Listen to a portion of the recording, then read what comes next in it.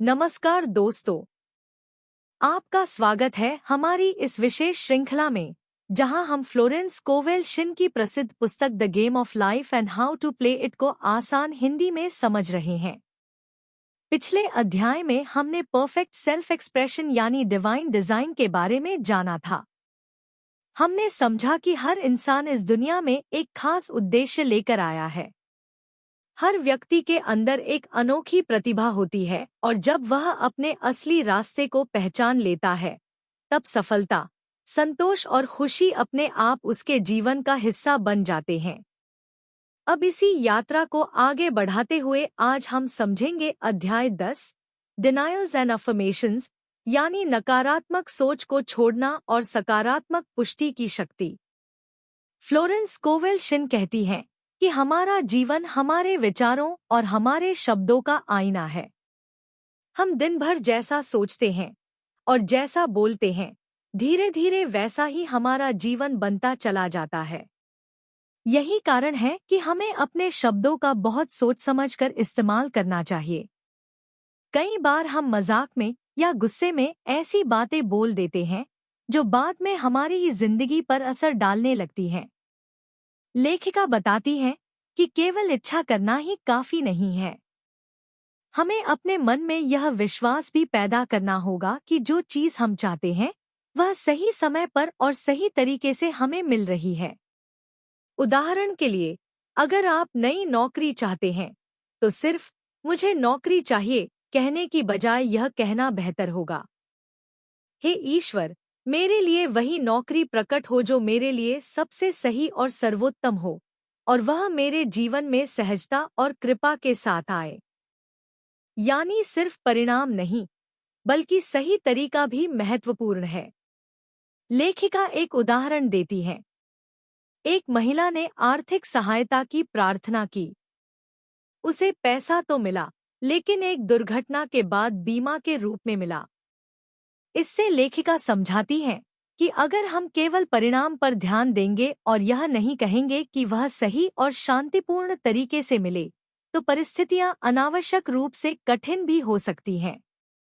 इसलिए अपनी हर प्रार्थना में यह भावना जरूर रखनी चाहिए कि जो भी मेरे जीवन में आए, वह ईश्वरीय कृपा, शांति और सही मार्ग से आए। इस अध्याय का एक और महत्वपूर्ण संदेश यह है कि हमारी सोच हमारी सीमाएं तय करती है। अगर हम हमेशा छोटी उम्मीदें रखते हैं, तो हमें छोटे ही परिणाम मिलते हैं। लेकिन जब हम बड़े सपने देखने का साहस करते हैं और खुद पर विश्वास रखते हैं, तो जीवन भी हमें बड़े अवसर देने लगता है।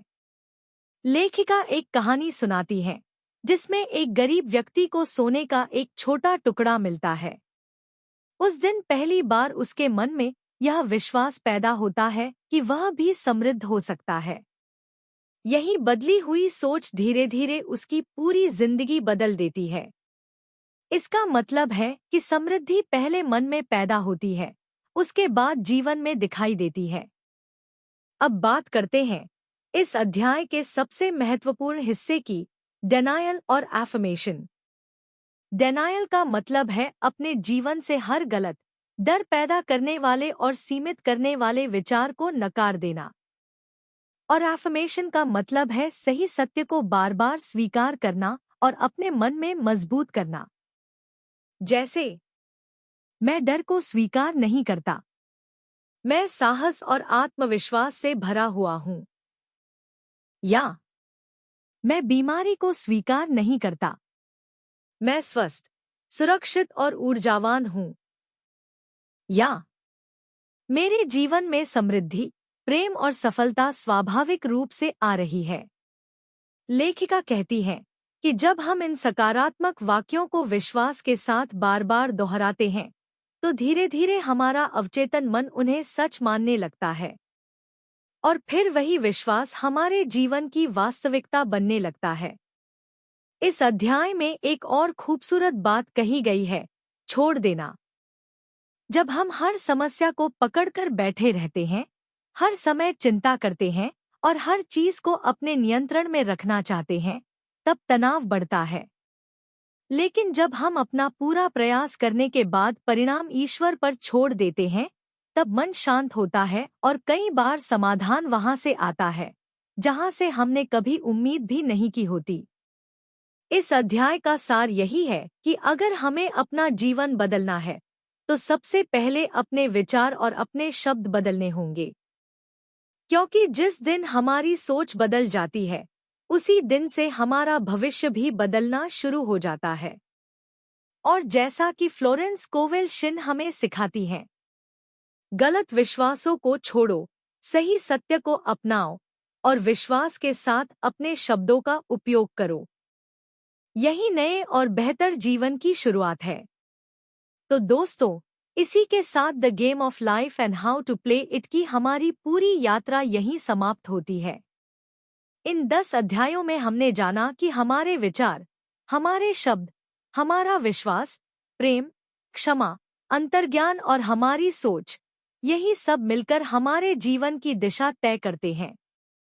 फ्लोरेंस कोवेल शिन का मुख्य संदेश यही है कि यदि हम अपने मन को सकारात्मक रखें, सही शब्दों का प्रयोग करें और ईश्वर के नियमों पर विश्वास रखें, तो जीवन में बड़े से बड़े बदलाव संभव हैं।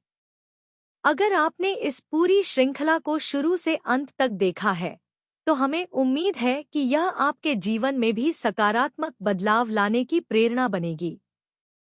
अगर यह श्रृंखला आपको पसंद आई हो, तो वीडियो को लाइक करें, अपने दोस्तों और परिवार के साथ शेयर करें और ऐसे ही बेहतरीन पुस्तकों के सरल हिंदी सार के लिए हमारे चैनल को सब्सक्राइब करना बिल्कुल न भूलें। कमेंट करके ज़रूर बताइए कि अगली कौन सी किताब का हिंदी सार आप हमारे चैनल पर देखना चाहेंगे। धन्यवाद। फिर मिलेंगे एक नई किताब और नए ज्ञान के साथ।